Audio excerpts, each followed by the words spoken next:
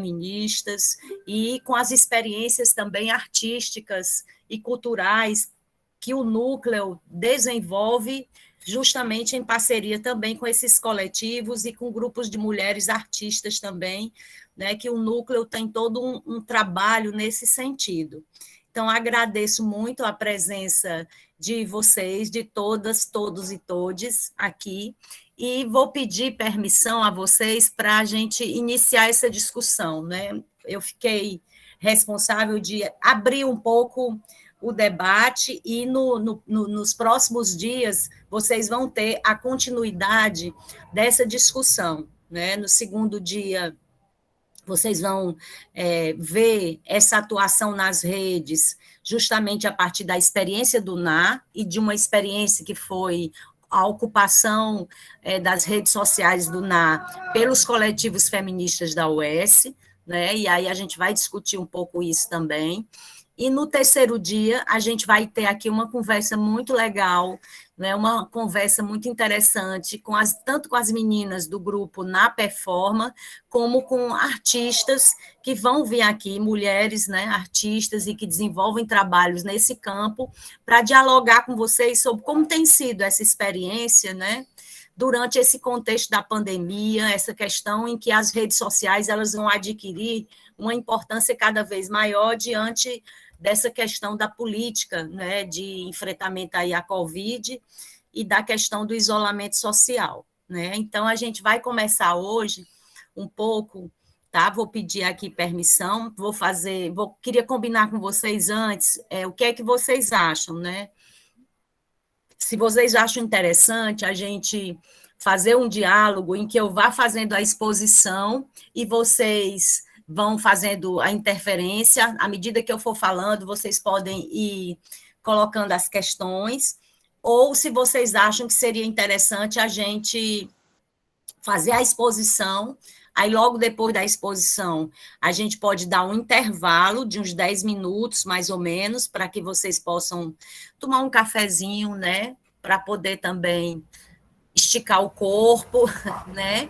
E depois a gente voltaria para o debate. O que é que vocês acham que é melhor? Eu gostaria muito de ver o que é que vocês acham, se essa alternativa 1 ou a alternativa 2. Eu queria muito saber como é que vocês acham que poderia ser melhor a condução hoje. E aí vocês podem responder no chat, se quiserem aqui, que aí a gente vê. Vocês acham melhor essa alternativa 1 ou a alternativa 2? Da gente primeiro fazer a exposição e depois a gente daria um intervalo e voltaria para o debate? Ou a gente faz a exposição já vocês dialogando com a gente intercalando com as questões e tudo. O que é que vocês acham?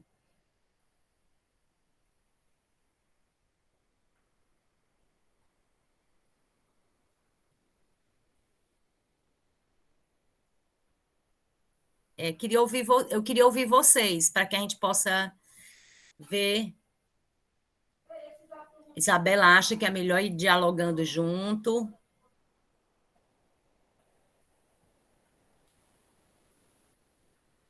Ok, ok. Então a gente faz assim. Deixa eu ver, alternativa 2. Vamos ver todo mundo se manifestar?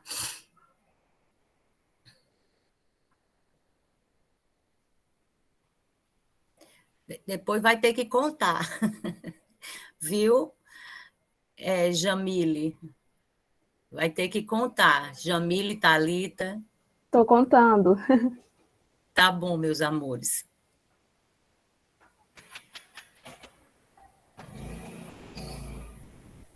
Aí, olha aí a Thaís, arrasou, Thaís. Né? Quem concordar com a alternativa 1 podia levantar a mãozinha. Tá aí, ó. Vamos lá, gente, levantando as mãozinhas.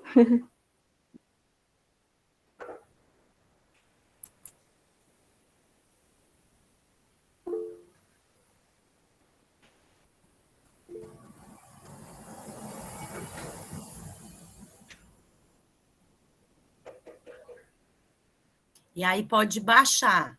Agora, quem contou, Thalita?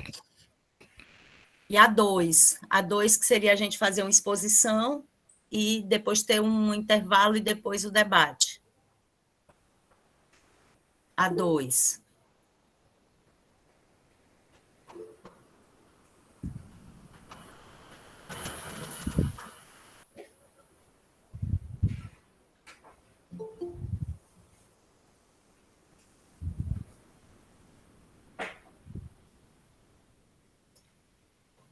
E aí, quem foi que a consulta aí, quem foi que ganhou?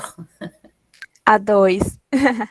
A 2. Agora, para não contrariar o pessoal da 1, a gente vai fazendo também, se vocês sentirem vontade de colocar algumas questões, podem colocar também. Aí a gente dá um intervalo depois e retoma o debate, tá certo? Tá bom, Thaís, querida, e a galera que optou pela opção 2, tá certo? Tá ótimo, professora. Tá bom, meu amor? Vou pedir aqui para apresentar para vocês, tá?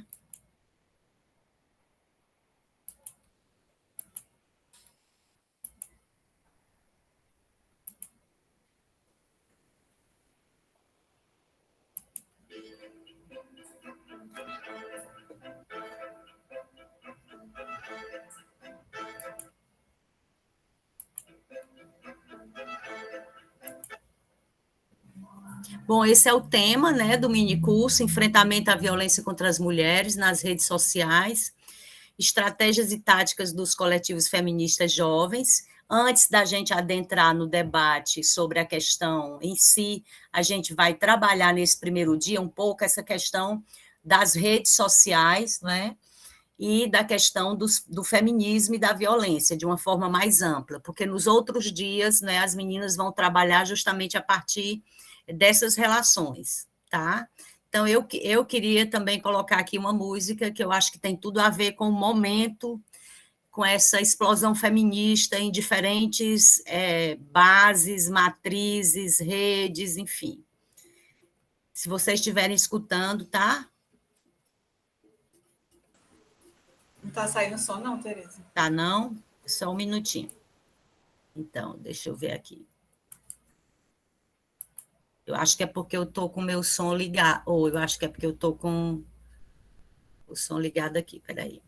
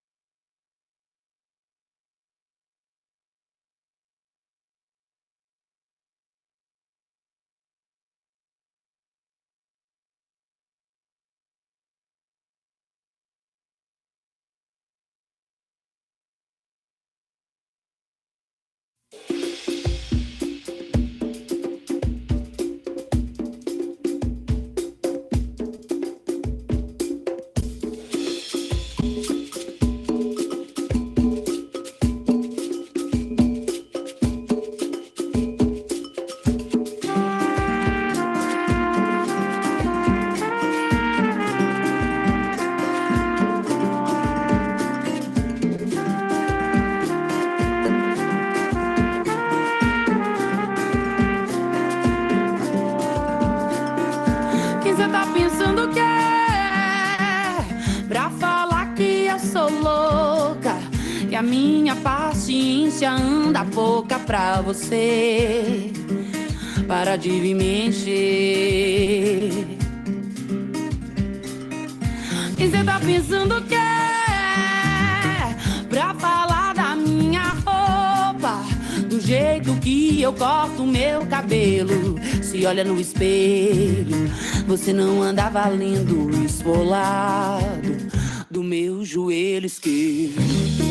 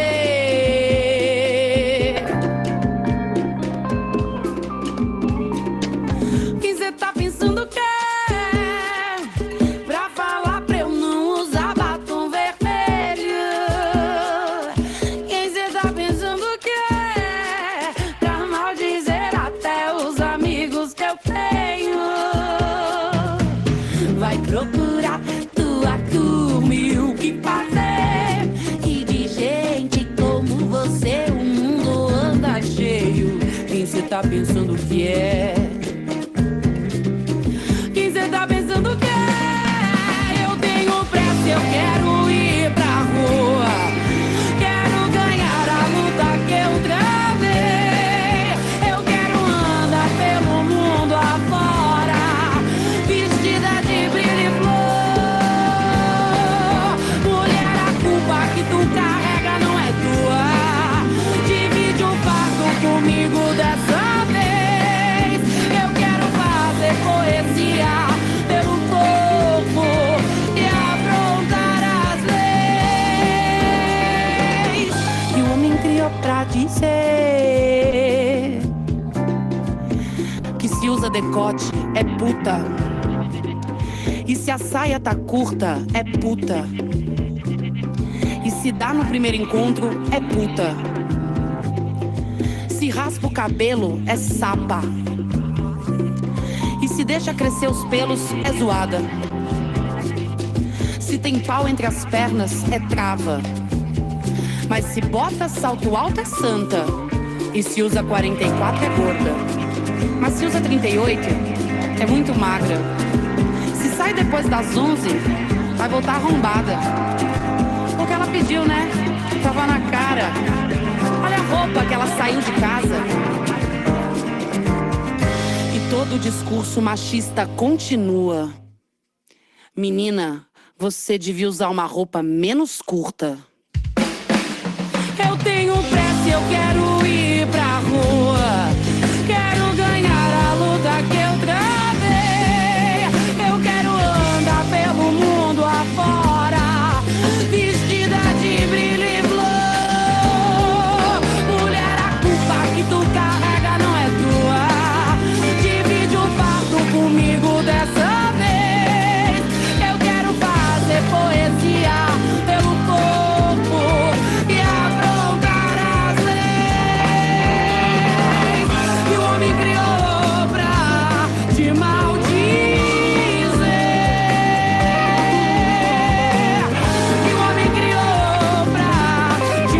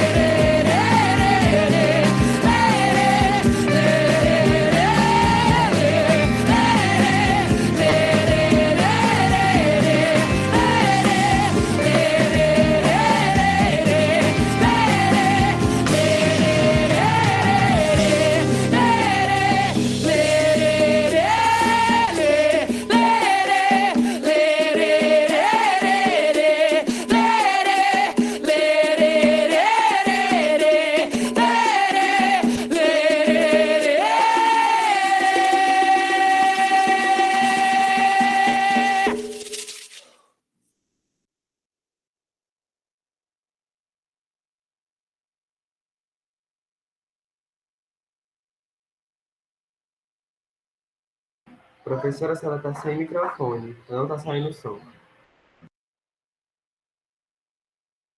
Eu queria, assim, se vocês quisessem comentar, o que é que, comentar em poucas palavras, considerando o contexto que a gente vive, o que é que mais chama a atenção de vocês nesse vídeo, nas imagens e na letra?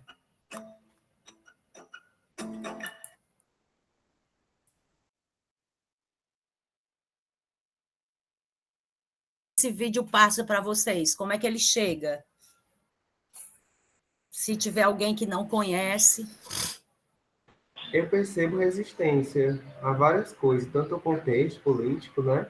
Quanto, por exemplo, essa questão que o Instagram tenta passar para a gente, de uma beleza perfeita, de que corpos devem seguir um padrão, e aí o vídeo repassa outra coisa, que a gente é livre, a gente tem a liberdade. Sim, sim. Por aí, Matheus, né? São várias, né? Várias questões que apresentam e que tem muito a ver com esse cenário que a gente vive também, né? Um cenário de diversidade no campo dos feminismos, né? De pluralidade e de questionamento, né? De vários padrões.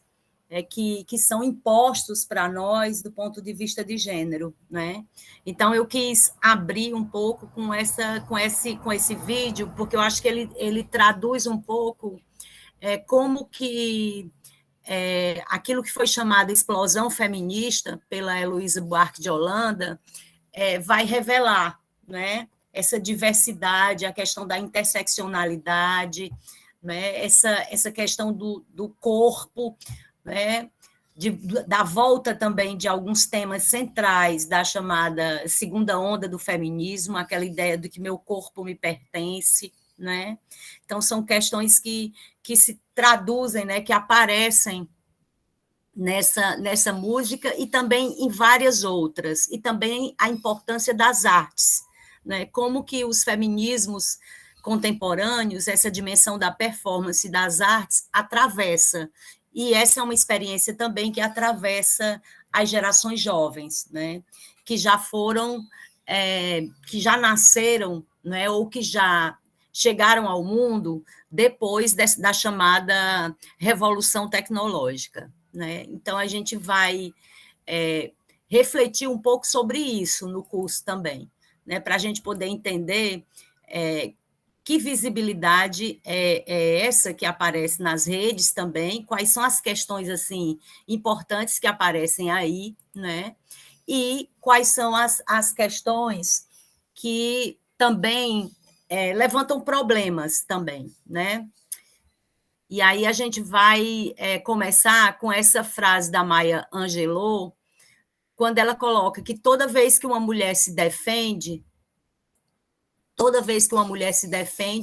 sem nem perceber que isso é possível, sem qualquer pretensão, ela defende todas as mulheres.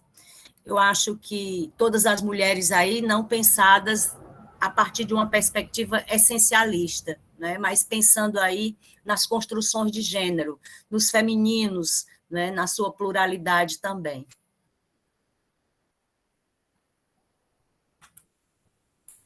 Né? E aí, para a gente poder adentrar nessas estratégias, né, que são construídas e táticas pelos movimentos feministas contemporaneamente, a gente dialoga um pouco com Castells, quando ele vai falar, né, a sociedade em rede, e vai falar também sobre os movimentos sociais em rede, né, que é todo um contexto, né, também de transformações culturais, econômicas, políticas, né, e tecnológicas que atravessam o cenário contemporâneo, né?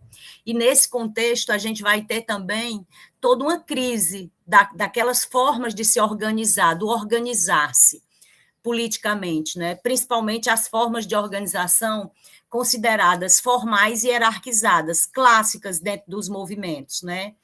Aquelas formas em que você tem uma organização piramidal.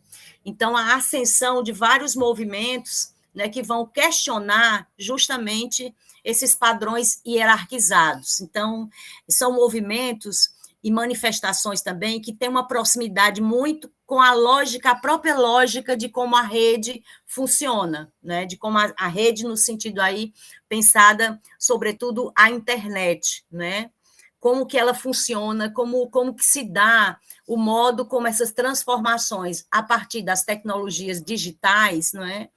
Que é a revolução informacional, que é justamente a passagem das tecnologias mecânicas, não é? Para as chamadas e eletrônicas, para as chamadas tecnologias digitais, que vão alterar profundamente a forma como a gente percebe a realidade, né? A maneira como a percepção em relação às imagens, né, vão afetar o campo da estética também, no sentido, compreendendo estética aí como a dimensão sensível, né, a dimensão antropológica da sensibilidade. Então, que vai alterar todas essas formas como a gente enxerga e compreende o mundo e sente o mundo, né, porque ela vai ser um tipo de tecnologia que vai incorporar em si todas as tecnologias anteriores, né? Vai incorporar a questão da escrita, a questão da imagem, do cinema, vai incorporar a imagem em movimento e, nas suas expressões mais avançadas também, vai atingir não só a questão do olhar e da escrita, mas também a questão dos sentidos, inclusive do tato, né? Através da chamada realidade virtual, da simulação, do simulacro. Então, esses movimentos, né, têm uma lógica também de toda da rede como algo que desterritorializa, né, que propicia o fluxo, que propicia as interações, né, e que, portanto, aquilo que está acontecendo instantaneamente em algum lugar, eu posso ver simultaneamente, né, aquilo se dá, né, diferentemente de como as tecnologias eletrônicas elas estavam organizadas anteriormente. Então, a partir dessa reflexão, o Castel ele vai argumentar que esses movimentos é como se eles tivessem também uma lógica muito próxima da contemporaneidade, entendendo a rede como algo também que desterritorializa, deslocaliza, propicia o fluxo, os contatos e as interações, né? Então, a própria rede ela não tem um centro identificável, né? Você não tem um centro onde se localize, né? São redes abertas e sem fronteiras definidas, em que antigos padrões que orientavam a cultura, eles passam a ser cada vez mais problemáticos da gente sustentar. Por exemplo, a ideia de natureza e cultura, a ideia de corpo e máquina, né? Humano e máquina, várias dicotomias de como a gente pensar público e privado, tudo isso é deslocalizado, é redefinido, é ressignificado, né? Então, também, quando a gente pensa nos movimentos, a gente pensa nessa estrutura, né, descentralizadas, que, ao mesmo tempo, também ela vai permitir a maximização de chances das pessoas participarem, né? Você não tem aqueles mecanismos, né? E aí tem a questão das assembleias, né? Tem toda uma espécie de democracia aí que o Castells vai defender e que no Brasil a visibilidade disso a gente vai ter, sobretudo, a partir de 2013, das Jornadas de Junho, né? Pluralidade, heterogeneidade, o fluxo, né? E não precisam de uma liderança formal, né? Justamente porque é uma rede descentralizada, né? Não precisa de um centro de comando ou de controle, nem de uma organização vertical para poder passar as informações, né? Para poder difundir o que pensa, né? Ou instruções, mesmo que possa ter coordenações, mas as decisões elas são cada vez mais partilhadas coletivamente, né? Construídas coletivamente. Aquilo que o Castells chama, né, de movimentos em rede. E quando a gente pensa dos feminismos nas redes, né, a gente vai pensar os feminismos também, assim como os demais movimentos sociais clássicos, né, os feminismos eles vão se utilizar cada vez mais dessas plataformas de comunicação digital, como os blogs, as redes sociais, os vídeos, né, para poder difundir, né, o TikTok. A gente viu várias campanhas pelo TikTok, né, para difundir e promover suas pautas e reivindicações, né? E isso se dá justamente a partir da expansão da internet, né? E com o surgimento também da chamada internet móvel, né?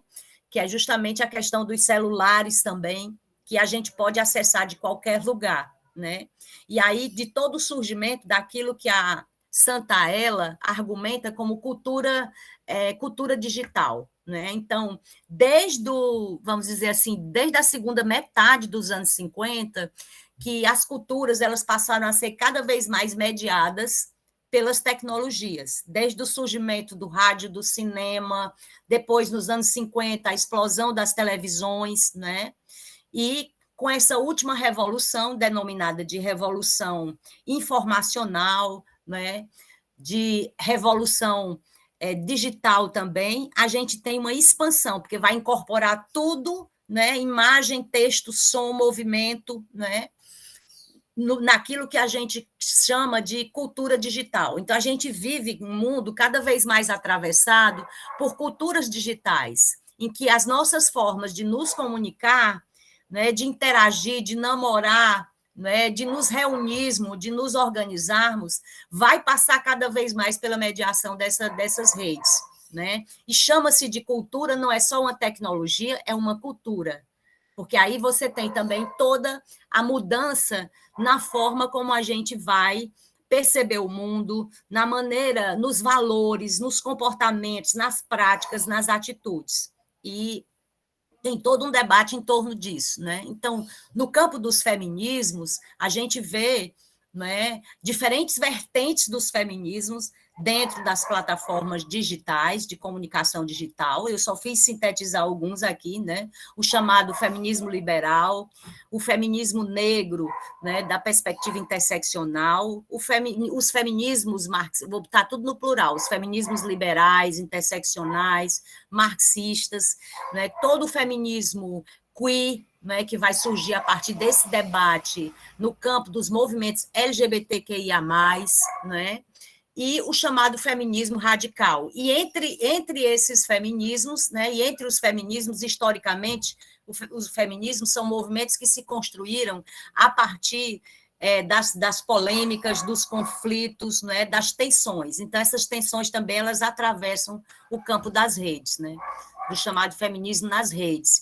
E algumas autoras, né, vão argumentar sobre o chamado feminismo, cyberfeminismo, né, que é todo um movimento estético, né, político, que vai trabalhar, sobretudo, essa relação entre gênero, tecnologia, mulheres, tecnologia, né, todo um debate no campo epistemológico que vai também problematizar a própria questão da internet, né? O modo como as tecnologias são produzidas, não só problematizar o acesso e o uso, mas problematizar também como, né, o campo da tecnologia também ele está atravessado estruturalmente pelas desigualdades de gênero, de raça, de classe, de sexualidades. Então, esse universo, né, das plataformas digitais, o universo da internet, ele, né, é atravessado pelas desigualdades que estruturam esse campo da tecnologia, ou seja, o desenho das tecnologias, o desenvolvimento das tecnologias também, né?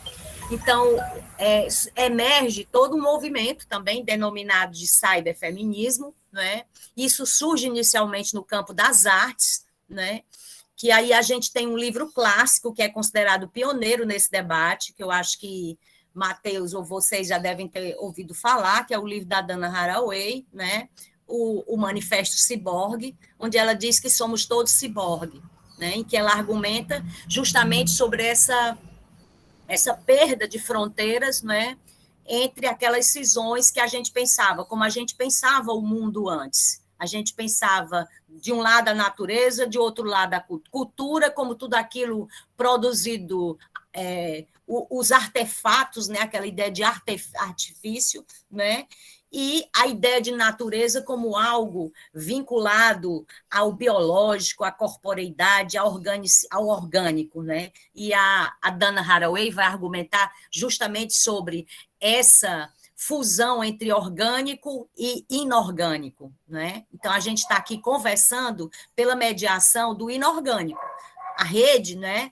Ela, o tempo inteiro, né? Ela vai ser montada toda nessa dimensão da tecnologia, né? Mas essa tecnologia ela vai se tornar, a gente vai incorporá-la cada vez mais, tanto nos nossos processos de socialização, como também nos nossos próprios corpos, né? A gente viu várias imagens aí de corpos nesse primeiro vídeo, né?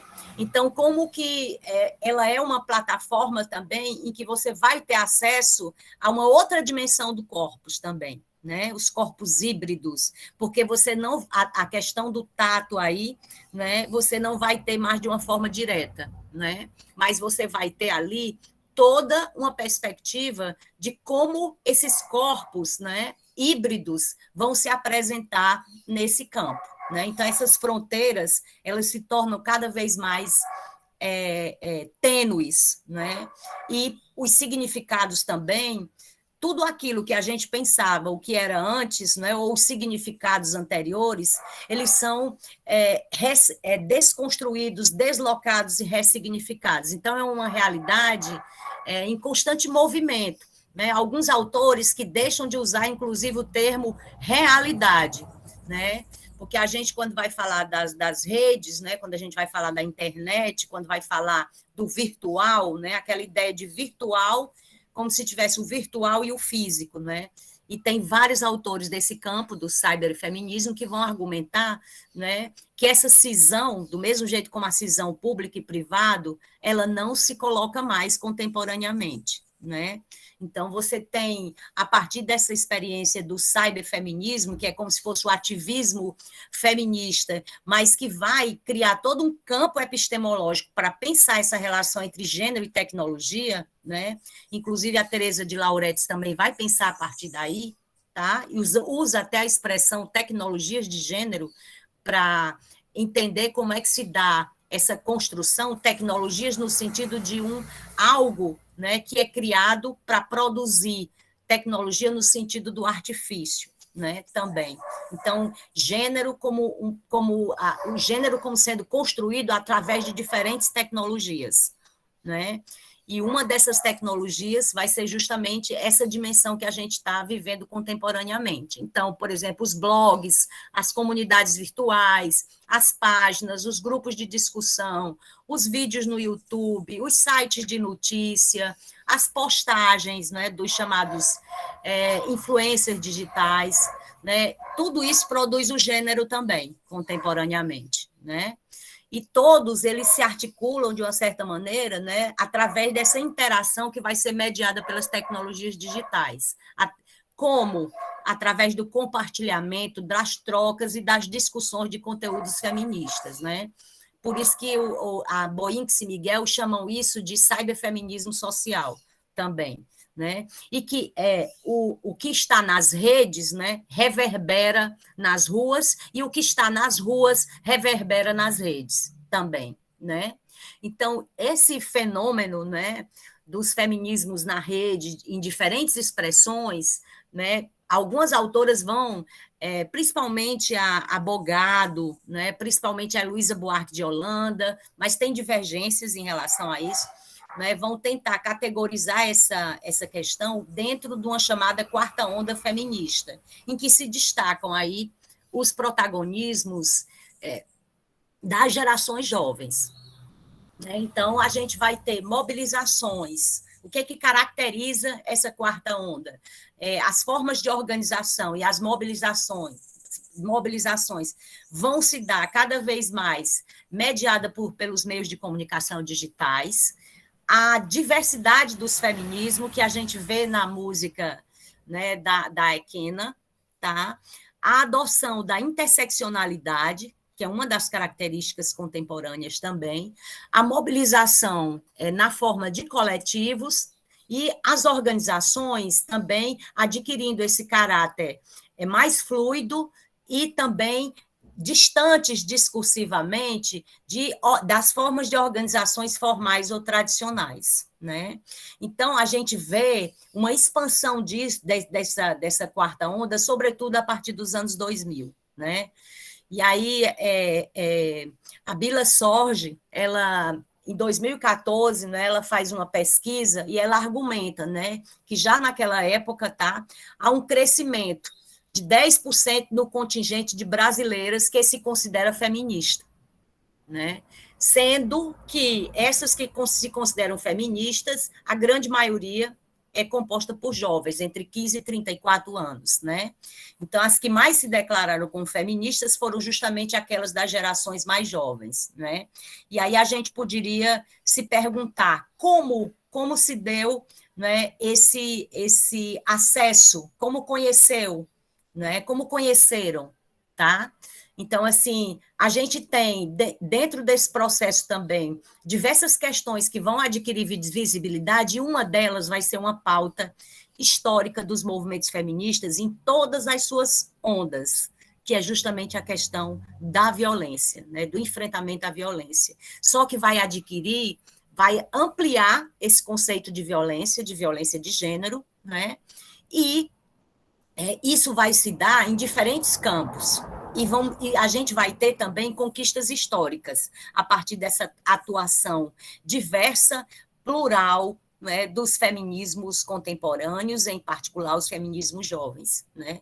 Então, por exemplo, de 2014 a 2017, a gente vai ter uma explosão das denúncias sobre trotes, sobre assédios e estupros nas universidades públicas. Isso se torna um fenômeno viral, né? Acontece no primeiro momento em São Paulo, né? Nas universidades federais de São Paulo. Depois isso deu origem a uma CPI e a um movimento, a uma rede chamada Não Se Cale, né? E esse movimento ele explodiu no Brasil inteiro simultaneamente. Uma das características é essa dimensão viral, né? A rápida difusão, né? E como que isso repercute, reverbera em diferentes contextos, né? Então, a gente vai ter aqui, por exemplo, em Fortaleza, né, aqui na Universidade Estadual do Ceará, a gente tem justamente nesse período, né, em 2016, a gente vai ter a efervescência dessa discussão também dentro da UES, e o núcleo do qual nós fazemos parte, ele é fruto dessa luta, né, dessa visibilidade que adquiriu a questão do debate sobre violência de gênero contra mulheres dentro dos ambientes acadêmicos.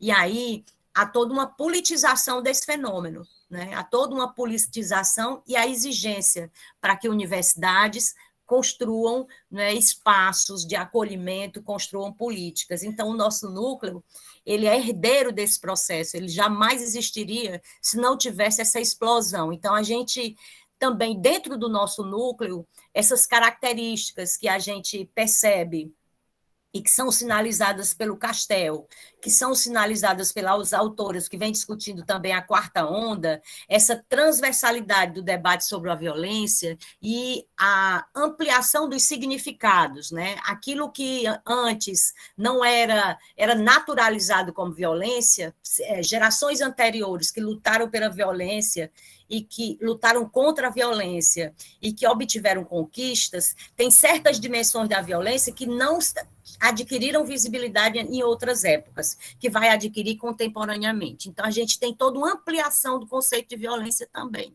né? A partir dessa atuação, como se fosse um rizoma, né? Rizomática desses diferentes movimentos feministas que atuam em rede nesse sentido, que viraliza, não é? Que se conecta, né? E que reverbera em diferentes espaços. Então, o núcleo foi criado justamente nesse cenário, né? A gente tem como uma dessas expressões também os chamados blogs e as páginas feministas. Eu só trouxe 2 aqui, mas tem milhares, vocês devem conhecer milhares, né? Um dos mais antigos é as blogueiras feministas, né? E uma das questões chaves que elas vão abordar no blog delas vai ser justamente a questão da violência. Alguém quer falar? Professora, sou eu, Matheus. Pode falar, amores. Eu queria só entender um pouquinho, porque tem algumas autoras que falam sobre uma quinta e sexta onda que acontece. Isso é real? A senhora poderia falar um pouco sobre isso? Não sei se seria o tema em si, mas a professora falou sobre a quarta onda, e eu queria saber se realmente teve essa quinta e sexta onda. E só mais uma coisa. A senhora está transmitindo a tela, está fazendo slide, por que não está aparecendo para a gente? Não está aparecendo slide? Não. Eu estou transmitindo. Vale, Tereza, foi nesse tempo todo. Gente, por que vocês não me avisaram, gente? Por que vocês não me avisaram? Ai, meu pai. Eu crente que a tela estava aqui, meu povo. Desculpa. Não está aparecendo, Tereza. Agora foi. Meu pai. Pronto. E agora? É porque eu não estou vendo vocês, né? Agora está aparecendo, Tereza, mas deu tudo certo, a gente não sentiu nem falta, não. Mas é legal a gente estar vendo, né? Para poder...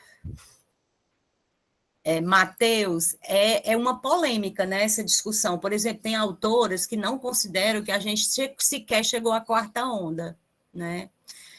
Sabe? Por quê? Porque argumentam que é como se a gente estivesse ainda na chamada terceira onda, que vão... O que é essa história de onda, né? É uma periodização. é como se a gente falasse de gerações do feminismo. Gerações, né? Pensando gerações, não só no seu sentido relacionado a fases da vida ou etapas da vida, mas gerações como temporalidades históricas, né? Que vão adquirir aquela ideia de mudanças importantes e fundamentais, né? Então, quando se fala de gerações no campo da história, também é uma maneira de você periodizar a história, né? Eu, Matheus, sou levada pela literatura que eu venho acompanhando a pensar que a gente vive, sim, uma quarta onda feminista, mas te confesso que desconheço as autoras que falam de uma quinta ou sexta onda. Se você quiser, você pode até me ensinar, porque o que eu mais escuto aqui é justamente a questão da chamada quarta onda. Isso desde a chamada Primavera Árabe, depois da Primavera Árabe, essa ideia dos movimentos sociais em rede, essa ideia de uma primavera feminista, essa hipótese de uma nova geração na política, como um fenômeno que está intrinsecamente vinculado às críticas e à pluralidade também, não só algo relacionado às redes, mas algo profundamente relacionado ao próprio movimento, a dinâmica de como os movimentos feministas eles vão se situar. Então, a gente tem uma maior visibilidade para a questão do debate sobre a diferença, né? O avanço nos estudos sobre gênero, né? Essa desnaturalização do conceito de sexo e também desnaturalização do conceito de gênero, né? Que a gente tem uma autora fundamental, que é a Butler, né? Que vai discutir isso. Então, assim, a gente tem, a partir daí, tanto avanços epistemológicos, como avanços também no campo da diversidade, da pluralização desses feminismos, né? E também nas suas formas organizativas, justamente com essa prevalência dos movimentos organizados sobre a forma de coletivos. Então, são algumas das características que vão sinalizar essa ideia de uma quarta onda que eu prefiro interpretar, assim como Bogado, né?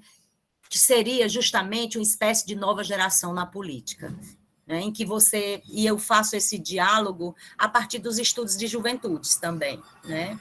Agora, essa questão de uma quinta ou sexta onda, e também tem aí essa ideia, Matheus, de um questionamento... Oi? Cíntia, seu áudio está ligado. E Matheus tem todo um questionamento também, vindo justamente os feminismos... Ai, meu Deus, meu áudio está ligado. Alguém está com o áudio ligado.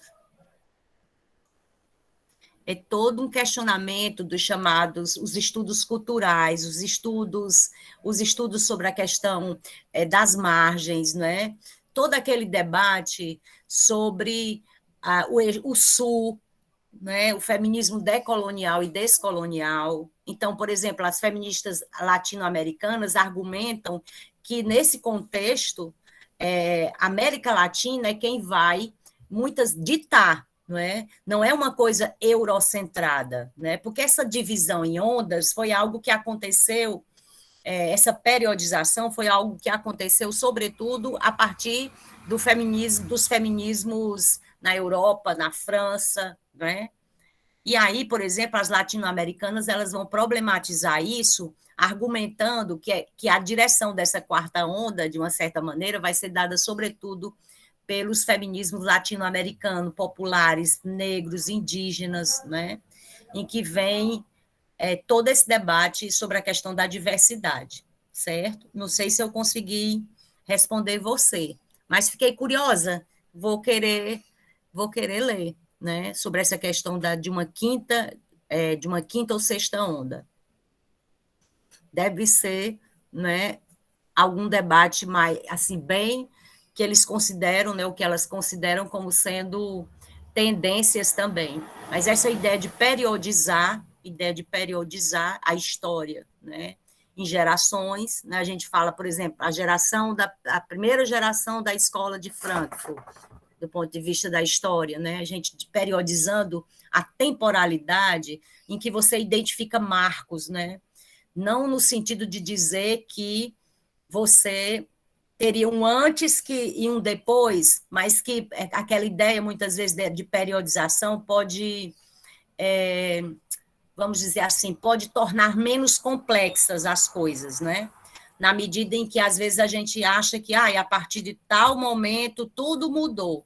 Mas essa questão da mudança, né, ela não se dá, essa ideia de estabelecer marcos, né, temporais, é mais no sentido da gente também se localizar para analisar a intensidade dessas mudanças, a velocidade dessas mudanças. E aí é todo esse debate sobre o cenário atual, né, da revolução tecnológica e das gerações que já nasceram, né, que já são os nativos, as nativas digitais. Né? Esse é um debate que atravessa também os estudos de juventudes. Tá? Outra expressão também, né, que a gente viu dos feminismos contemporâneos é essa questão da palavra, do texto, né, da escrita. Cada vez mais mulheres escrevem, cada vez mais mulheres são incentivadas a escrever. E aí a gente tem essa questão também dos blogs, né?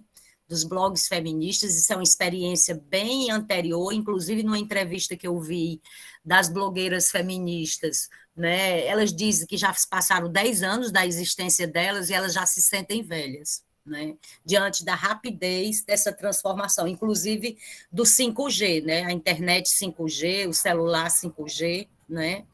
Que elas estavam discutindo como vai alterar completamente, que não é uma coisa tão simples essa questão do 5G na forma como o mercado coloca. A capacidade de te localizar, de printar, de assim... É como se tivesse também, elas fazem uma crítica a essa ideia de controle, né? Controle do tempo, dos movimentos e tudo, a partir da rede também. Então, a gente tem algumas páginas, né? Como a página do Instituto Patrícia Galvão, como a página das blogueiras feministas, e a página do Instituto Asmina, né? Que é uma organização também que trabalha, sobretudo, nas redes sociais, né, e que criou novas plataformas e instrumentos também para pensar essa questão da violência. Né? No caso do Instituto Patrícia Galvão, elas têm vários dossiês, né, e o dossiê delas sobre a violência é fundamental. Né? E foi através de uma parceria do Instituto Patrícia Galvão com o Instituto Avon que a gente teve a primeira pesquisa nacional sobre a questão da violência contra mulheres dentro do ambiente acadêmico, né? Que foi fundamental, que foi feita em 2015. Depois dessa pesquisa, não foi feita mais nenhuma pesquisa de caráter nacional, que pegasse todas as regiões. A gente teve uma pesquisa recente, feita pelo pessoal do Amazonas, na região norte, né? E tem algumas pesquisas localizadas, mas uma pesquisa que, pela primeira vez, deu visibilidade justamente a uma questão que estava explodindo a partir de 2014, logo em 2015 foi feita a pesquisa, né? Em parceria Instituto Patrícia Galvão e Instituto Avon. Né? E essa questão do enfrentamento à violência nas redes. Né?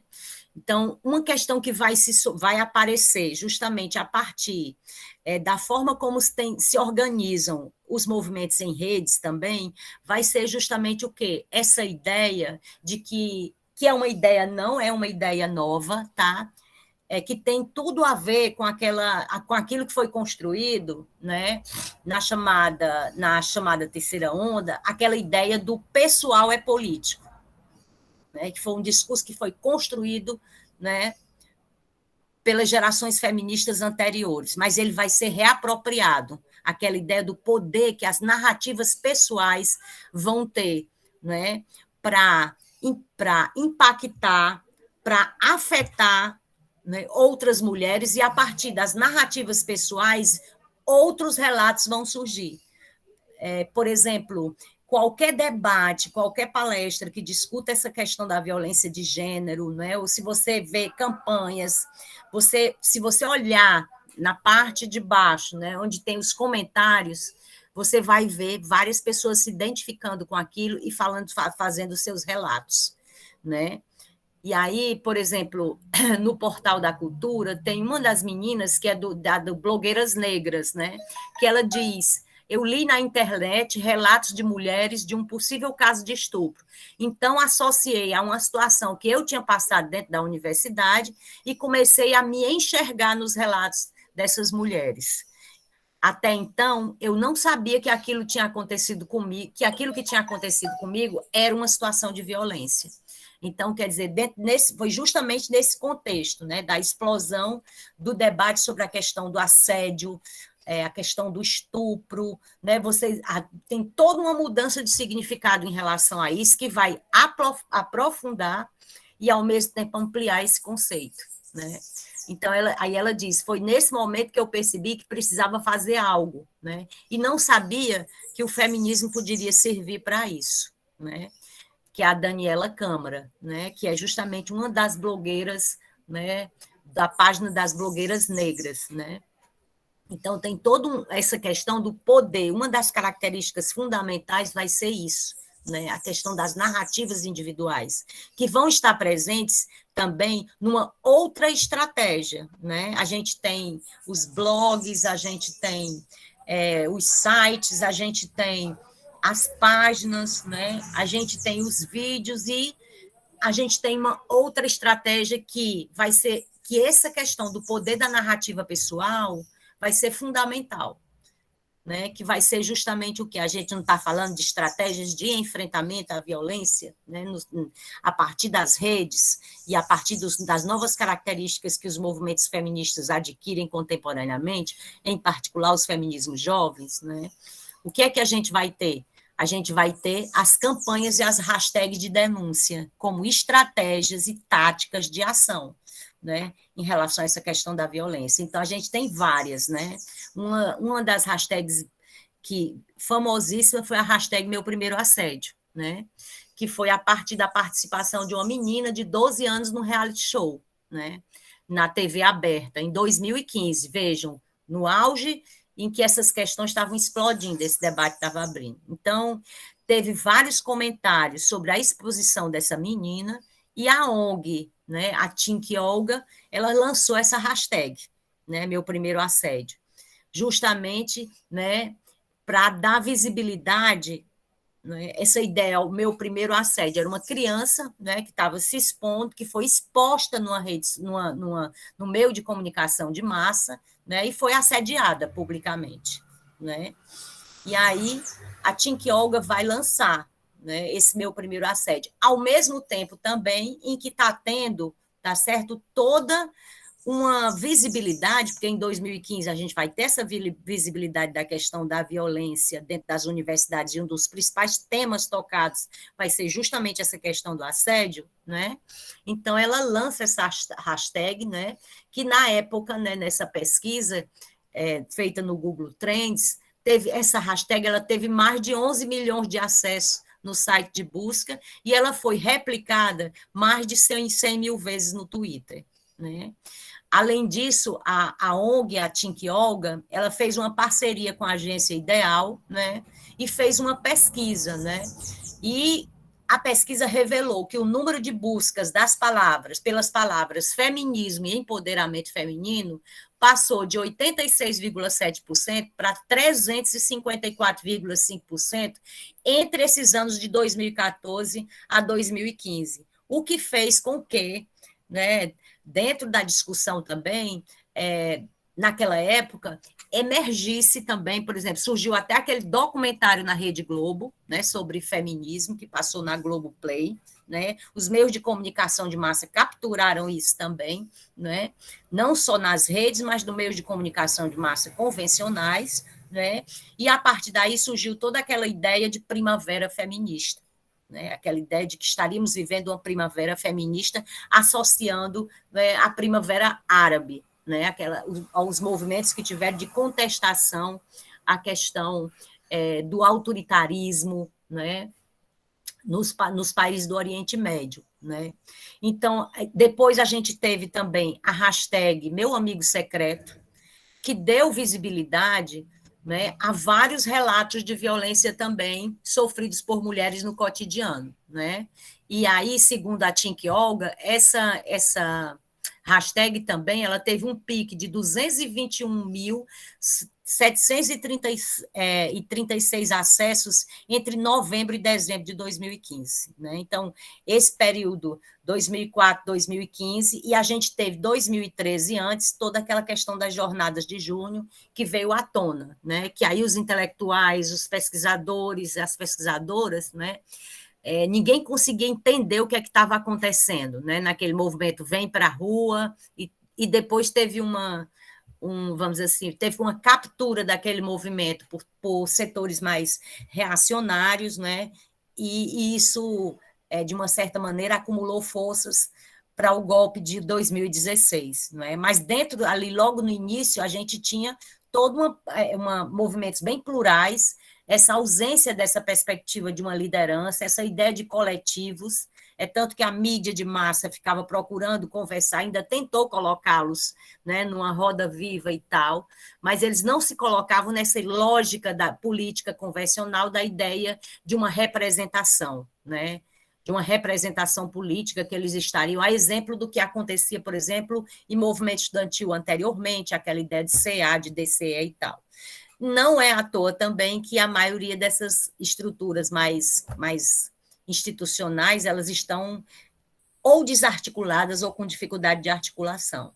Né? E a gente já vê dentro das universidades também transformações, por exemplo, com aquela ideia dos setoriais de mulheres, setoriais de negros, né? Dentro dos centros acadêmicos, que se transformam, que são como se fossem coletivos dentro do próprio centro acadêmico, que mobilizam mais do que aquela própria ideia, né, do movimento ou do CA em si. Né? Isso são características, né, importantes para a gente também pensar. Né? Então, a gente teve também a campanha #Eu Não Mereço Ser Estuprada, né? Isso aí teve a ver com todo aquela discussão também na Câmara, né, que um dos ex, né, um dos ex-deputados, né, disse que uma determinada deputada, ela merecia ser estuprada porque ela era feia, né?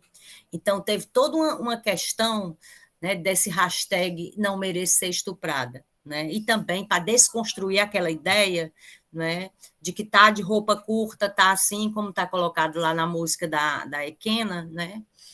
Então, toda essa desconstrução dessa ideia, né? Então, essa campanha também, ela viralizou, né? Ela se tornou um protesto virtual, né, que atingiu diferentes localidades desterritorializadas, né? E ela iniciou também com essa jornalista que escreveu essa frase no próprio corpo dela seminu, que é uma outra característica das manifestações e das formas de organização, não só feministas, mas das gerações contemporâneas. A ideia do corpo, né? O corpo, a dimensão do corpo como performance também, né? Então, você performar, né? Então, é todo um debate em torno disso também. E aí, toda uma relação com a estética, com o campo das artes. O que é que as novas tecnologias possibilitam, né, da gente elaborar esteticamente, não só os movimentos, a aparência, transformar, alterar, né, romper fronteiras em relação a essa questão das corporeidades também. Então, isso é uma dimensão estética super profunda, que atravessa também os movimentos contemporâneos, né? Então, houve a divulgação dessa foto dela, né, com essa hashtag escrita, né? E, após essa divulgação, o IPEA, né, um dia depois que o IPEA divulgou, né, uma pesquisa que afirmava que 65% dos brasileiros acreditam que a mulher que mostra o corpo merece ser violentada. Veja o processo estético que ocorre aí, né? Veja a inversão. Do mesmo jeito a gente vai ver na Marcha das Vadias, que eu vou já tocar, né? A palavra vadia, como ela é apropriada, né? A própria palavra queer, nos Estados Unidos, né, que antes era um xingamento. E como que isso é retomado? Por exemplo, a palavra aqui no Ceará, vocês se lembram daqui da Casa dos Vetinhos, se lembram? Né, a história da Casa dos Vetinhos, então a ideia de pivete, vetinho, como é que isso era um estereótipo negativo e é convertido de uma outra forma a partir de uma elaboração estética. Né? Então, a gente tem toda essa característica também nesses movimentos contemporâneos também. Né? E a gente tem em 2015, né, também justamente essa explosão através da hashtag Mulheres contra Cunha e hashtag Pílula Fica, Cunha Sai, né? Em que a questão central era justamente a tentativa de dificultar o projeto de lei do Eduardo Cunha, que era uma tentativa justamente de dificultar o acesso das mulheres ao estupro legal, né? A questão do estupro permitido por lei. Né? Então, e a partir desse Fora Cunha, a gente tem também, em 2016, o hashtag Ele Não, né? Que foi praticamente uma das únicas manifestações que resistiu a essa questão do conservadorismo contemporaneamente, né? Botando milhares e milhares de mulheres na rua, né? E toda organizada também, mediada pelas redes. Né? Então, a gente teve mais recentemente uma outra manifestação também, que foi o hashtag Exposed Fortal, hashtag Exposed Cariri, hashtag Exposed Fortaleza, que bombou também no Twitter, né? Com milhares e milhares de acessos, que viralizou, né? E que, através dessa viralização também, chegou à mídia convencional, chegou ao Ministério Público, né? O pedido, né? A solicitação de que o Ministério Público investigasse. Né? Então, eu fiz só um print de algumas das conversas, né? De lá, né? De assédio, justamente as várias denúncias de assédio lá, né? Que se vocês puderem perceber aqui, né, tem várias denúncias, e num primeiro momento, fotografias também, e uma lista, né, de professores de escolas públicas considerados, né, suspeitos. Diga, alguém quer falar? Alguém quer falar? Eu escutei uma mãozinha. Bom dia a todos e todas. Sou eu, professora Tereza, professora Dorinha da ProEx. Oi, meu amor, tudo bom? Cheguei aqui já há alguns minutos, estava aqui curtindo e aprendendo com você, muito importante, né? Esse contexto, a gente compreender esse contexto, né? Sim, sim. Desculpa, não queria te interromper, mas como a gente fica visitando, né, as salas, e eu preciso ainda visitar algumas salas, né, que são 50 minicursos. Eu posso dar uma palavrinha? Claro, meu bem, fica à vontade. Em nome da ProEx, né, agradecer a sua disponibilidade, compromisso, juntamente aí com toda a equipe, né, em ofertar um minicurso com uma temática tão relevante, né? Nós sabemos da importância do NA na universidade, assumindo o protagonismo, né, dessa discussão, que é uma discussão tão pertinente, tão necessária, sempre foi historicamente, né, e hoje, cada vez mais, a gente precisa assumir, né, se comprometer, todas nós, mulheres e homens também, né, assumirem e se comprometerem com essa discussão e com a compreensão desse fenômeno. Né. Então, é isso, agradecer, né, Tereza, a participação de todos os estudantes, e dizer que nós, enquanto ProEx, né, estamos aqui para apoiar, para dialogar com vocês, e qualquer necessidade é só entrar em contato conosco, tá? Tá certo, minha querida, nós que agradecemos também.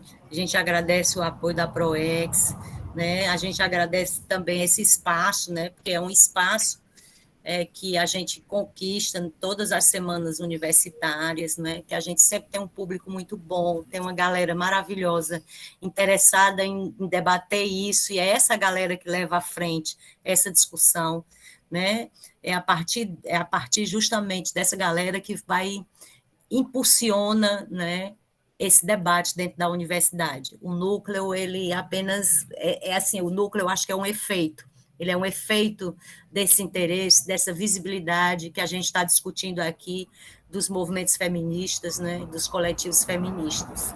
Então, nós que agradecemos, e agradecemos também à turma, né, pela escuta, enfim, né.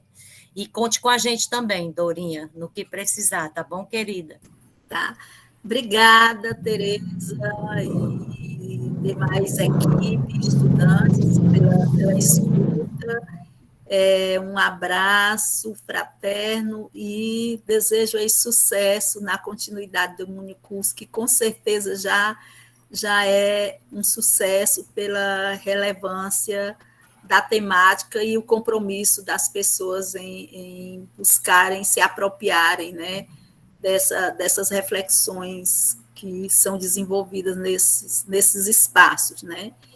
E é isso, mais uma vez, a gente se fortalece quando tem a oportunidade de dialogar sobre essa temática de tanto interesse da sociedade. Né? Um abraço, viu? Obrigada. Um abraço, minha querida, obrigada. Vou continuar também, minhas visitas.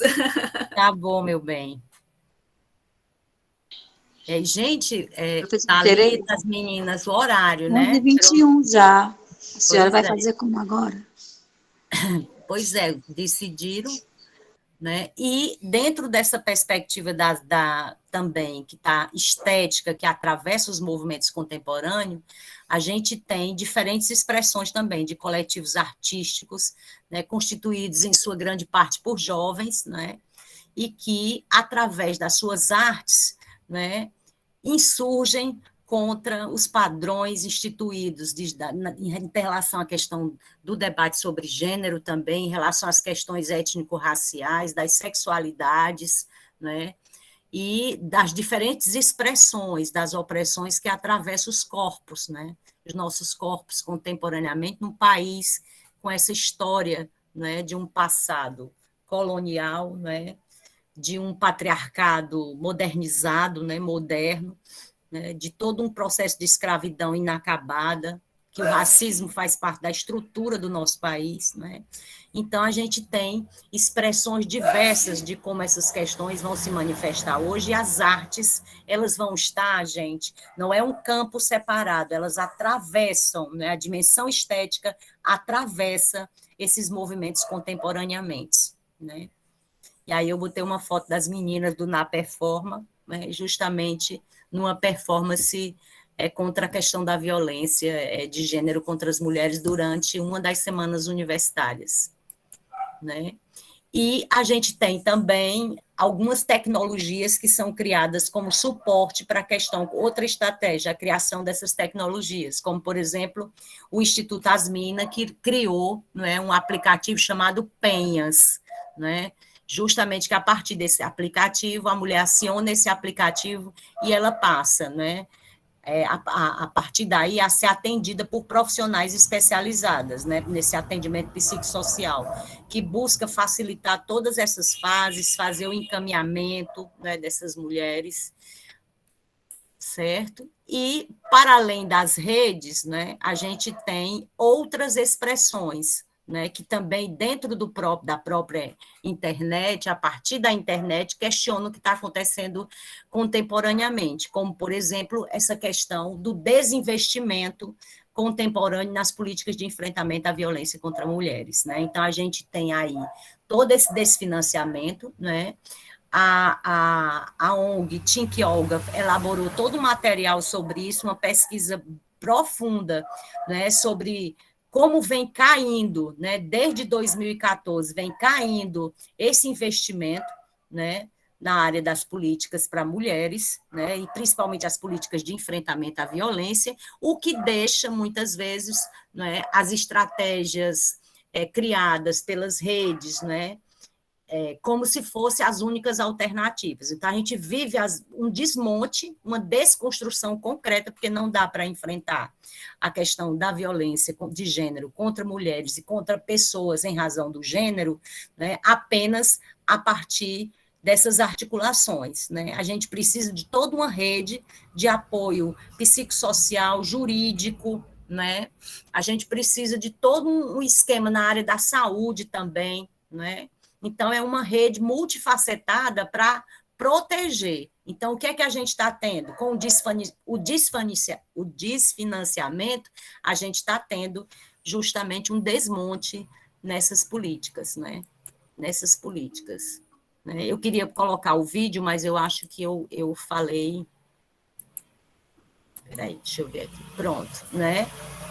E uma outra expressão dessa questão da violência também, gente, é a questão da violência contra as mulheres nas redes, tá? Que tem uma história, né? A violência contra as mulheres, né? O enfrentamento a essa violência, ele acontece dentro das redes, mas as redes também são espaços de violência em relação às mulheres, né? Então, é toda essa questão que atravessa, e aí você tem, atualmente também, estratégias criadas do chamado da segurança digital feminista, que a gente sabe que o Brasil é um dos países que mais violenta ativistas, né? Ativistas LGBTQIA+, ativistas feministas, dos movimentos sociais como um todo. Então, tem toda uma questão também construída, não vai dar tempo de eu colocar, mas tem toda uma questão de uma segurança digital pensada justamente a partir das autoras do campo do cyberfeminismo, tá? No sentido de nos proteger, né? De nos protegerem no uso da internet móvel, no uso dos nossos dados, né? Então, tem toda essa questão que vem sendo discutida, e eu coloquei aqui porque eu acho interessantíssimo também, se vocês tiverem a oportunidade de acessar, né? É um guia, uma guia prática de estratégias e táticas para a segurança digital feminista, né? Que você tem vários casos, por exemplo, para cada caso tem uma orientação, e essa orientação é dada por mulheres que conhecem a programação, o design de como se estrutura a internet, né? Porque as mulheres também estão se organizando para reivindicar esse espaço da produção, da criação de tecnologia, que tem a ver com a ciência, que tem a ver com a razão, o monopólio disso nas mãos dos homens brancos, né? Heterossexuais, né? A ideia dessa área da tecnologia como sendo uma área eminentemente masculina e hegemônica. Então, a gente tem várias comunidades virtuais de mulheres no campo da tecnologia que trabalham no âmbito da programação na área das TIs.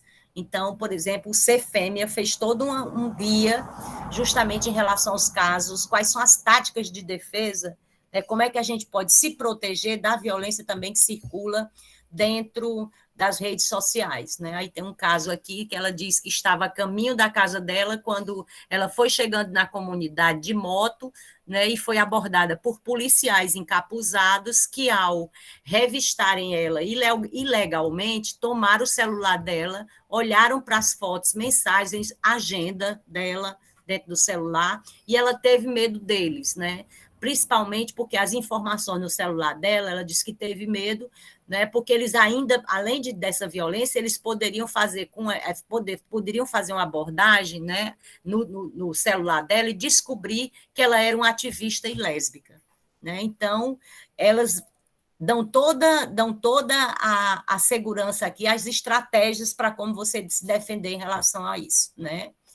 Então, ela diz que a gente sempre vai perguntar o que é que eu vou proteger, o que é que eu vou proteger nesse caso, os contatos telefônicos, os arquivos que estão no meu celular, né, os textos de áudio, foto e vídeo, as mensagens de chat, né? E de quem que eu vou me proteger? São duas perguntas-chave. De qualquer pessoa que roubar ou tiver acesso ao meu telefone, né? De adversários políticos, né? De conservadores que estão interessados nas informações pessoais, de opressores, etc. E, em seguida, né, tem uma série de dicas de como fazer, né? De como é que você bloqueia o chip, como é que você desconecta e apaga todos os arquivos, né? E ainda também dicas subjetivas, né, de como a pessoa pode se proteger, de como pode ir. Porque essa questão do marco regulatório da internet, a violência contra mulheres na internet, a gente sabe que teve uma lei chamada Lei Lola, né, que uma das blogueiras feministas também muito conhecida, né, muito antiga e muito conhecida, é a Lola, né, que é professora daqui da UFC, né? O nome do blog dela é Escreva Lola, Escreva, né? E a Lola foi extremamente perseguida, ameaçada de morte e tal, né? E aí, a partir de várias denúncias e de apoio do movimento e tudo, que Lola também é do movimento, né? Foi criada a Lei Lola, né? Que é em relação a essa questão de proteger mulheres que sofrem violência, né? Nas redes, na internet, né? Mas, mesmo assim, a política para enfrentar isso não está ainda institucionalizada completamente, né? E vive um desmonte. Então, essa cartilha, né, ela é muito interessante, essa guia, né, porque orienta a gente em relação a diferentes situações. Tá? Bom, gente, e a gente colocou também nos casos de violência doméstica, né, onde é que a gente pode buscar ajuda também. Durante esse período da pandemia, uma parte dos serviços funcionou remotamente, mas na Casa da Mulher Brasileira, né, ficou funcionando 24 horas, né, só uma pequena parte dos serviços que ficou de forma remota. E a gente colocou também aqui os telefones e os endereços importantes atualizados, né, para em relação à questão da violência doméstica. E os nossos contatos, né, do NA, tá? Os contatos do nosso Instagram, né? Tem lá, se vocês quiserem compartilhar qualquer coisa, qualquer questão em relação a isso, encaminha para o nosso e-mail, né, também, em relação à questão das denúncias, e o nosso site da UES, que está em construção, que o núcleo agora vai ter uma atuação mais ampla, e a gente está nesse processo de transição, tá, gente? Muito obrigada, né? Obrigada por vocês terem escutado até agora, né? E aí a gente pode dialogar também, né? Dialogar, e aí a gente poderia dar um intervalo. Vocês acham que dá para dar um intervalo? Hein, meninos, estão aqui? Thaís, Tereza, a Thalita. gente pode dar um intervalozinho de 10 minutos. O que vocês acham? Eu E acho aí que a dá. gente volta para fechar. É É, 11 intervalo de 10 minutos seria agora. interessante. Pronto, aí a gente volta para conversar mais e dialogar, tá certo? Aí, gente, vocês podem voltar com dúvidas, comentários, viu?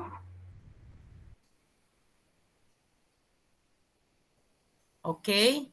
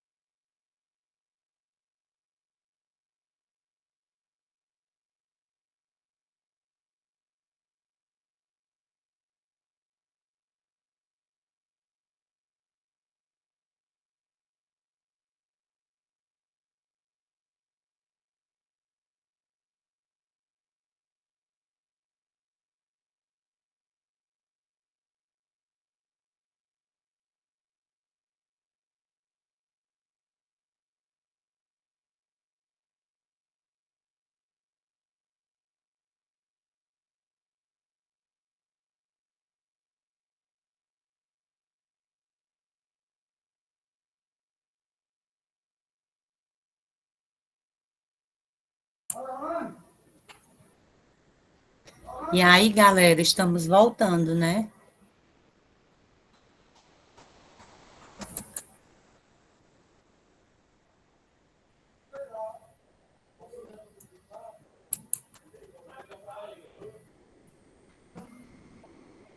Gente, tem uma questão. Voltamos. Voltamos. Tem uma questão que, assim, eu fico muito curiosa de conversar com vocês sobre também, sabe? De como vocês veem. Como vocês veem essa questão da experiência nas redes sociais? Como foi para vocês nesse contexto da pandemia? A rede funcionou como... deu algum suporte ou vocês sentiram ansiedade, enfim, em relação a essa questão das redes, né? Vocês mesmos que costumam cotidianamente lidar com isso e tal. Eu sei que todo mundo lida com isso, mas eu tenho quero muito conversar com vocês sobre isso, sabe?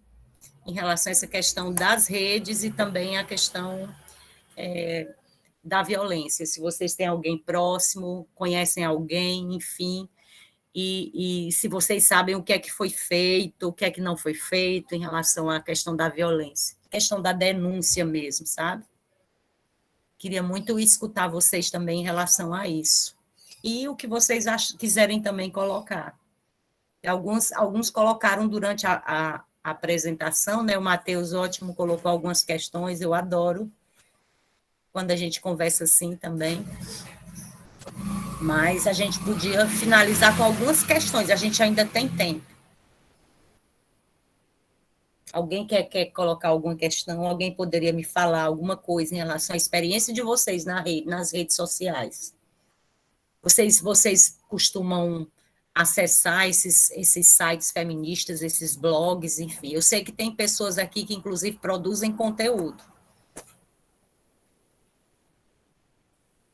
Eu não sei se já voltaram, vocês voltaram, estão aqui?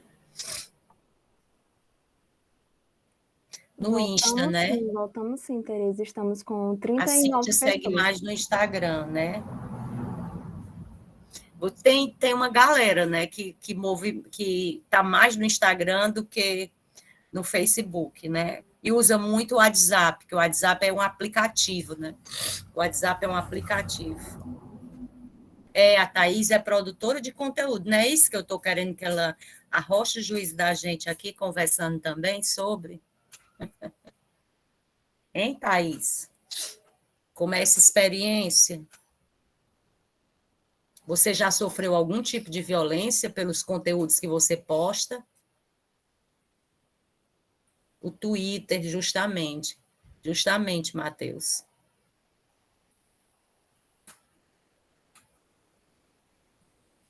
Ela está aqui? Será que ela voltou, a Thaís? Pode falar, Isabela, meu bem. Eu queria compartilhar uma experiência que aconteceu comigo nos últimos, faz um pouquinho de tempo, que é no Instagram, né? Normalmente no Instagram a gente se sente à vontade para postar fotos quando a gente está se sentindo bem, postando foto de biquíni, fotos, enfim. E de repente comecei a receber mensagens de um homem perguntando se eu era garota de programa. Aí eu perguntei, não, eu não sou garota de programa, por que você acha isso? Aí ele começou a falar que era por conta das roupas, do estilo de foto que eu postava. Aí você tem certeza que você não trabalha? Você não é garota de programa? Olha as fotos que você posta, olha você postando foto de biquíni. E esse cara bloqueava, eu tipo, ok, não vou discutir, eu já não estou com a saúde mental muito boa, então não vou querer discutir com essa pessoa, vou apenas bloquear e fingir que ela não existe. Só que começou com o tempo, não sei se era a mesma pessoa, mas eu acho que era, eu comecei a receber os mesmos comentários no meu direct. E eu comecei a me questionar bastante sobre isso. Eu fiquei tipo, caramba, será que comecei, tipo, a ficar analisando o meu próprio Instagram, entendeu? De, tipo, meu Deus, será que o problema realmente tá sendo na forma que eu tô postando as minhas fotos? Será que tá sendo na roupa que eu tô usando nas fotos? Por que as pessoas estão... Por que esses homens estão pensando isso, entendeu? Então, comecei a querer me questionar muito. Comecei a não querer mais postar fotos no meu Instagram com receio. Então, tipo, acabou me dando... isso, justamente. Comecei, como a Thalita falou, comecei a me culpar. Porque eu não sabia o que estava acontecendo. Então, várias vezes eu pensei em desinstalar o meu Instagram. Ou então, tipo, mudar completamente o jeito que eu postava as coisas, entendeu? Justamente para que não acontecesse mais isso. Então, me deixou bastante reflexiva. E é só isso mesmo que eu queria compartilhar. Fala, meu bem. Gente, bom dia, né, a todos. Eu ouviria a Tereza assim por horas, né, assim, porque a mulher sabe demais. Mas me chamou a atenção, Tereza, nessa tua fala, sobre o conceito de realidade, né? Que, na verdade, a realidade hoje em dia é essa realidade tecnológica, que não é virtual, é uma realidade mesmo, assim. E aí, quando eu penso nessa realidade virtual, eu penso muito, né, assim, por mais que hoje, né, hoje em dia, o Instagram tem uma política, né, que é tipo assim, uma vez eu fui comentar alguma coisa que eu meio que xingava o presidente, né, porque não tem como a gente não xingar aquela coisa. E aí o Instagram colocou assim, tem certeza que você vai publicar isso? E aí, meio que o meu comentário, ele excluiu porque tinha conteúdo, e aí ele ameaçou de excluir a minha conta, né? O Instagram fez isso. Mas, se você coloca lá garotas gostosas no Instagram, ou perfis, até perfis que eu conheço, né? Tem perfil no Instagram que faz exposição de foto de meninas, né? Assim, é um homem, inclusive, que pediu uma foto minha para poder expor a beleza cearense. Olha, expor a beleza cearense é o meu rabo. Eu respondi desse jeito assim no direct para ele, né? Para expor a beleza cearense, porque tem todo esse discurso glamorizado, né? Assim, todo um discurso que... E aí o machismo entra muito nisso, né? Assim, os homens estão tirando proveito disso, né? Proveito dessa liberdade feminina com todo esse discurso, sendo que, na verdade, é só para beneficiar eles, né? Assim, eu fiquei pensando nisso. E aí, voltando um pouco sobre essa discussão sobre a realidade, né, Tereza? Eu me lembrei muito de que uma vez eu fui para uma trilha e aí uma das meninas, né, e acho que a ciência social tem essa mania de observar demais as pessoas, né, e aí tinha uma menina que a gente estava numa trilha e não pegava a internet lá de jeito nenhum, porque ela vinha no meio dos matos mesmo. Gente, eu juro por Deus, a menina ficou se tremendo. Ela disse assim, eu preciso do Instagram, eu não consigo ficar sem postar alguma coisa. Ela se tremia, gente, ela chorava. Teve uma hora que ela parou a trilha e, tipo assim, ficou muito nervosa porque ela estava simplesmente sem internet. Juro por Deus. Eu fiquei assim, tão... assim, cara, não acredito nisso. Assim, o tamanho do nível, assim, de alienação, né? Assim, inclusive, até nessa mesma perspectiva, assim, e tudo isso envolve o capitalismo, né? Assim, quando eu penso, é uma grande teia, né? Quando você vai no shopping, você perde a hora, você perde a noção do tempo, porque as luzes estão ali para poder... Tudo faz parte para que você fique mais lá dentro, para você comprar mais. E no Instagram do mesmo jeito, né? Tudo ali está convindo para que você fique ali por mais tempo possível para poder consumir, para poder você ser realmente, assim, uma máquina, né? Assim, de consumir, e, inclusive, assim, essa coisa de consumir é também do seu próprio corpo, né? Se você vende o seu próprio corpo, você vende a sua imagem, né? É a imagem que você quer passar e tal. E aí tem toda essa lógica, assim, que é muito doida e que prejudica, assim, a saúde mental horrores, né? E aí era isso que eu queria contribuir. Verdade, Thalita. E é uma expressão, né? É uma expressão. Eu acho que a gente está vivendo uma mudança antropológica mesmo, né? Uma mudança antropológica profunda nos modos da gente se comunicar, nos modos da gente se relacionar, né, com as outras pessoas. E um dos efeitos também da hiperconexão é a solidão, né? A hiperconexão, ela pode te dar a ilusão de que você tem milhares de seguidores e milhares de amigos, mas também ela dá aquela ideia de também, se você não postar todos os dias, se você não fizer alguma coisa, você vai estar desatualizado, você vai estar alguma coisa, e aquilo vai te gerando ansiedade também, né? vai gerando essa coisa de uma velocidade, né, que você acaba se submetendo justamente, Matheus. Você pode ser triturada nessa história, né? E essa questão também, Isabela, eu fiquei revoltada, ó, Isabela, com o que esse cara fez, porque você, da próxima vez, você printe tudo, né, que algo espero que não aconteça de uma outra vez, mas uma coisa muito importante é printar, porque isso aí vem toda uma associação imaginária, né, no imaginário de que toda e qualquer mulher, né, qualquer mulher que expõe seu corpo, tá certo? Para eles é o quê? Né? Toda aquela associação com a figura da puta, né? Então, quem é ele? Quem é ele para estar invadindo lá o seu espaço e fazendo esse tipo de comentário abusivo, né? Isso é uma coisa agressiva e abusiva, né? Isso é uma violência, você nem conhece ele, o cara invade lá, né? Então, é muito importante a gente ficar muito atenta e atentos e atentes com essas coisas de quem, assim, até em quem pede para ser amigo ou amiga da gente, eu vou investigar o perfil da pessoa. Se for uma pessoa que eu não sei nem quem é, de onde eu assim, estabeleço alguns critérios, mas essa coisa da invasão nas páginas da gente, né? E essa questão, Isabela, quer dizer, olha o que é que uma coisa dessa faz, com que a mulher ela fique se questionando, meu Deus, será que eu fiz alguma coisa errada? Não, todo mundo atualmente se expõe nas redes sociais, todo mundo, né? Você posta o que você está comendo, essa é a prática, né? A gente vive esse movimento. Eu acredito que, de vez em quando, a gente deve, na minha avaliação, sabe? Eu tenho uma análise de que algumas desmobilizações são necessárias, essa palavra desmobilização aí no sentido do que como é que se diz? O que essa coisa instantânea provoca na gente também, né? E aí tem vários jovens também que estão fazendo esse movimento, tipo, eu vou dar um tempo nas redes, de vez em quando desaparece, de vez em quando, às vezes para respirar, às vezes porque já aquela lógica já não se configura mais, né? Mas é porque ali é toda uma performance, né? É toda uma performance, é um personagem que aparece ali, né? Todas nós que estamos aqui, né? Todos nós que temos redes sociais, né? A gente posta, né?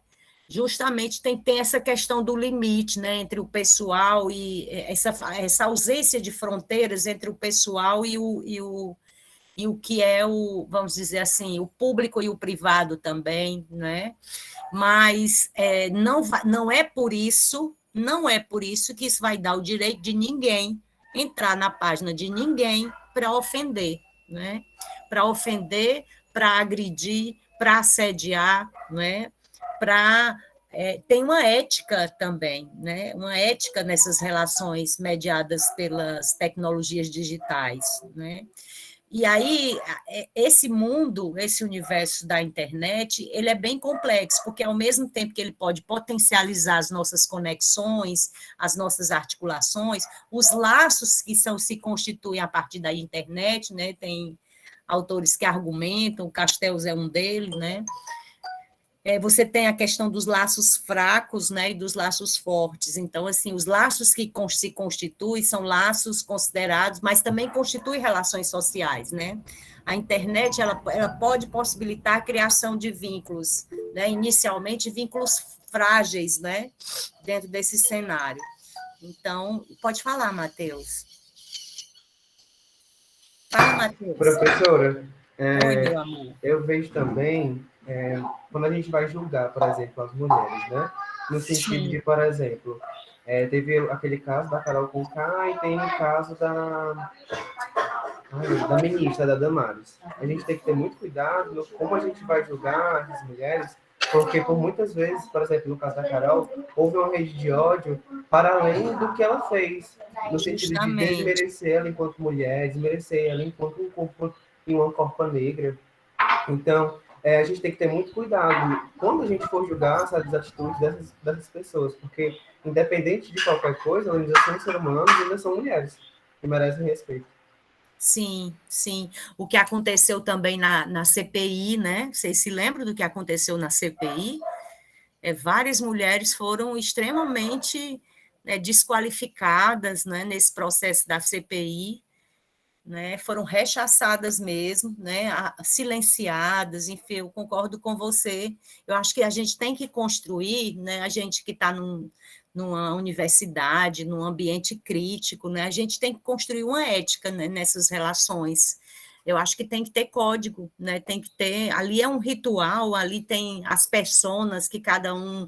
Isso é uma forma de você brincar, né? Também essa coisa da persona, né? Na internet, dos avatares e etc.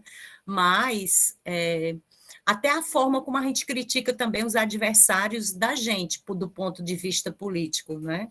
Como a gente às vezes vai com uma sede desgraçada de sangue, né? E, às vezes, a forma como a gente lida com isso a gente é levado, muitas vezes, a agir de uma forma muito pela questão da emoção. Tem um autor muito legal, sabe, Matheus, chamado Mário Perniola, certo? Perniola tem um livro chamado Sex Appeal do Inorgânico, em que ele vai discutir essa cultura, a cultura da performance, entende?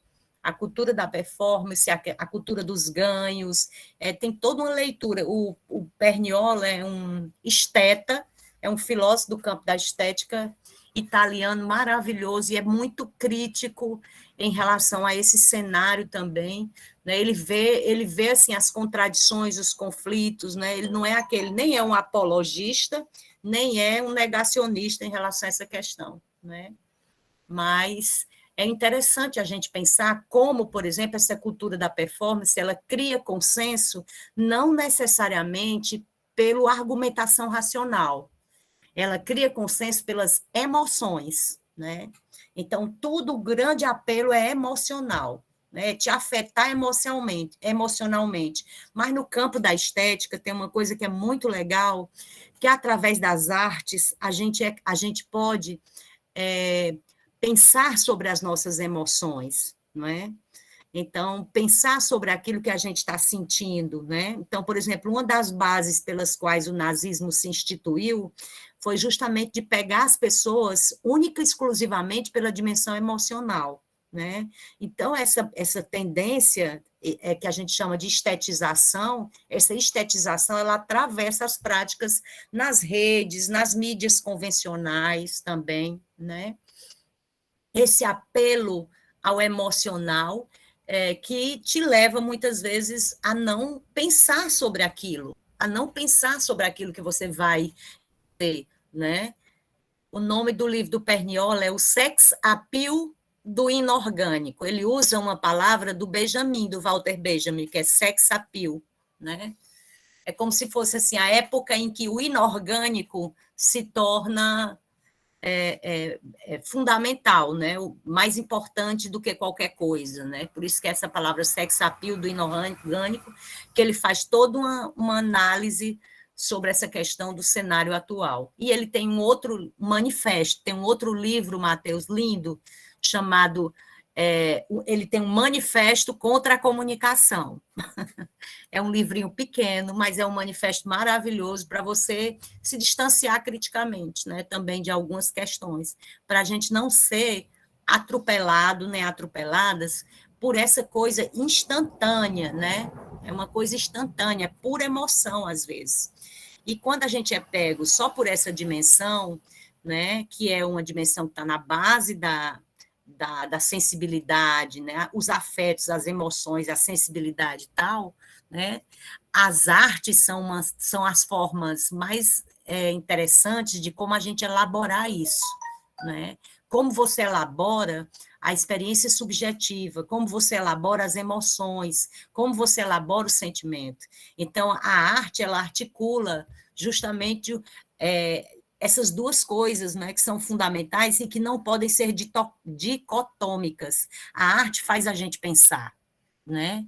Não é assim, tipo aquela produção imediata, não é assim, aquela coisa chapada, entende? Vocês entendem? Não é aquela coisa de que você vai, pronto, um programa policial ali tem uma estetização da violência no programa policial. Ele vai, na hora que você está comendo, está mostrando os corpos ali, não sei o que e tal, aquela coisa nua e crua, né? E essa coisa dessa exposição exagerada, nua e crua dessas coisas, aparentemente para nos comover, né? Isso é uma coisa muito louca e que tende a um outro fenômeno que é a anestese, que é a anestesia diante da dor e do sofrimento, porque isso causa isso. Diante de tanta exposição disso, uma outra forma é justamente anestesiar a gente. E as artes, né, o campo da estética, da elaboração dos afetos, dos sentimentos, elabora. A produção artística é uma forma de elaborar isso, não é uma forma crua. Por isso que ela vai apresentar algo que te faça pensar, né? As artes fazem a gente pensar, e elas justamente por surgirem dessa dimensão estética, eu acho que elas são as coisas mais importantes para a gente pensar o que está acontecendo na sociedade. Por isso, por exemplo, que a forma como a Requena coloca, tudo que a Requena colocou, atravessa o que a gente discutiu hoje, né? Uma forma de elaborar a poesia, a música, né? As performances que visam fazer com que a gente pense. A grande questão é essa. O que faz com que a gente pense sobre aquilo que está acontecendo? Com que a gente elabore as nossas emoções, né? Porque senão as emoções da gente vão ser capturadas, né, por essa coisa, né, fascista que a gente vive hoje, que é a manipulação desses afetos e dessas emoções, né? Então, essa questão da violência também, ela passa muito por isso aí. Por exemplo, esse cara que chegou lá no Insta da Isabela, tá entendendo? Ele vê uma imagem, a relação direta, entende? É como se não tivesse uma distância. Gente, uma imagem, o que a gente está acessando ali não é o corpo da pessoa, né? A gente está acessando ali uma imagem, né? Um arquétipo, alguma coisa. Então, quanto mais formação artística a gente tiver, mais a gente vai fazer essa distância também, pensar sobre aquilo que a gente está vendo, né? Por exemplo, eu estou vendo um monte de bolinha aqui com vocês na frente. Desperta em mim uma série de coisas, tá? Se eu ver a imagem de cada um de vocês e você, não sei se já aconteceu isso com vocês, às vezes acontece comigo. Por exemplo, a gente grava qualquer coisa, aí a gente vai olhar para a voz da gente, a gente não se estranha? A gente vai olhar para a imagem da gente, a gente se estranha, porque é totalmente diferente de você estar face a face, né? Então, ali já tem, né, algum tipo de mediação, tem um meio ali, né? Tem uma série de recursos que a gente dispõe hoje para elaborar essa coisa da imagem, elaborar através do texto, elaborar através de som, etc. e tal, né? Mas essa questão, por exemplo, do cara ter ido lá, essa questão que a Thalita colocou, né? Eu penso que de vez em quando a gente tem que dar alguns distanciamentos. Acho dificílimo a sociedade voltar para o que ela era antes, né? A gente vive numa época hiperconectada, né? Mas eu acho que é importante a gente pensar nessa hiperconexão como possibilidade de fazer vínculos, de estabelecer vínculos. E aí tem toda uma dimensão estética e ética que atravessa isso, né? Tem toda uma dimensão estética e ética que é fundamental, né? A gente pensar, né, na elaboração, né, de como é que a gente elabora as relações da gente também, né? Porque as relações não são aquelas coisas instantâneas, né? E também que palavras a gente vai utilizar quando a gente se relaciona com outras pessoas, mesmo pelo WhatsApp, aplicativo do WhatsApp, pelo Instagram, ou seja lá o que for, né? Como é que a gente vai lidar com isso, né? Às vezes, essa coisa de expor, né, também o outro ao ridículo, expor o outro a uma desqualificação, né? A gente vem toda essa questão. Eu vou disponibilizar, meu bem, a gente vai disponibilizar, e eu estou pensando aqui, já que vocês colocaram essa questão, eu vou colocar o guia, viu? Vou colocar para vocês o guia e alguns vídeos legais, também de uma psicanalista que faz uma reflexão sobre esse tempo que a gente está vivendo, de hiperconexão, mas, ao mesmo tempo, de acirramento da solidão, da ansiedade, de uma série de questões. Então, eu vou colocar alguns vídeos da Maria Homem, não sei se vocês conhecem, tá? Vou elaborar direitinho esses vídeos para colocar tudo para deixar para vocês e tem uma bibliografia também. Tá bom, meus amores? Muito obrigada pela participação, muito obrigada pelas questões, tá? E venham amanhã, que as meninas amanhã vão adentrar mais ainda nesses conteúdos, né? Eu vi, hoje foi só mais uma abertura, tá certo? Espero que a gente, na próxima semana universitária, a gente se encontre presencialmente, face a face, para a gente poder se abraçar de fato, né? Viu? As meninas colocaram a frequência, eu também, Thaís, quero demais, quero demais. Colocamos sim, professora. Que bom, então.